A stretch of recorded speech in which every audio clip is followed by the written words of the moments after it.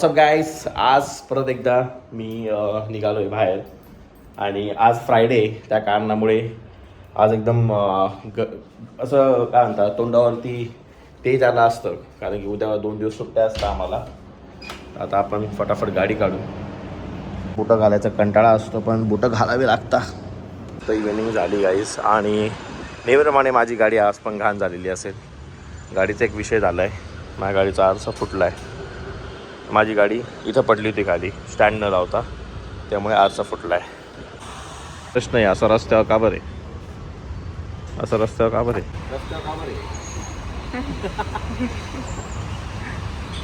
हे का असे रस्त्यावर काय आहे, पण ठीक आहे, ॲटलिस्ट आहे तरी. आमच्या हिंजेवाडीत तर तेवढं पण नाही आहे. नेहमीप्रमाणे ट्रॅफिकमध्ये अडकलो आहे. यावेळेस बाण्याच्या ट्रॅफिकमध्ये अडकलो आहे आम्ही. आमची गाडी गरम झाली होती त्यामुळे मी बंद केली. आम्ही कुठं आलो आहे, आमचा नंबर आहे 577 आणि आता चालला आहे 526. पप्पाचे परत आता मी आलो होतो MG रोडच्या फॅशन स्ट्रीट मार्केटला आणि चुकूनही तुम्ही या स्ट्रीटला येऊ नका, नाही तर तुमचा पण खूप मोठा खर्च होईल. माझा आत्ता खूप मोठा खर्च झाला आहे. कधी MG रोडच्या फॅशन स्ट्रीटला आले किंवा बर्गर खाऊन इकडे आले तर कधी तुम्ही कोणत्याही मुलीसोबत येऊ नका, नाही तर तुमचे खूप जास्त पैसे खर्च होतील. मोठं मार्केट आहे इथं FC रोडसारखं. तर मी एक ड्रेस या दुकानातून घेतला जो आम्हाला 750ला पडला आणि तो सेम ड्रेस आम्हाला इकडे भेटला तो 600ला होता. आमचे 100 रुपयाचं नुकसान झालं आहे काही. टाईम झाल्यानंतर आम्ही विचार केला आम्ही मॉलमध्येच कपडे घेतलेले बरे. आलो आहे डिकॅथलॉनला, पॅन्टालून्सला. ठीक आहे, खाली डिकॅथलॉन. तर गाईज विषय असा आहे, आमच्या समोर दुकान होतं आणि दुकानात आम्ही 700 रुपयाला ड्रेस घेतला आणि तो सेम ड्रेस आम्हाला दुकानाच्या बाहेरच्या गाड्यावरती 600 रुपयाला सांगितला. नेमकी आमची खरेदी झाली होती, नाहीतर आम्ही काहीतरी घेतलं असतं. तो डेकॅथलॉन आणि आपला पहिला खर्च झाला आहे डेकॅथलॉनचा. आजपासून आपल्याला नवीन छंद जोपासला आहे मी आणि हा छंद आपण लवकरच बघू. छंद आम्हाला पडला आहे 3000 रुपयाला आणि त्याचं आम्ही आता बिल करूया. इकडे आलो आहे आम्ही. थोडेफार चेअर पण बघूया, चेअर कधी घेतली तर. या वा वा कसा दिसतोय चेअरवरती. अशी चेअर घेऊया लवकरच ना.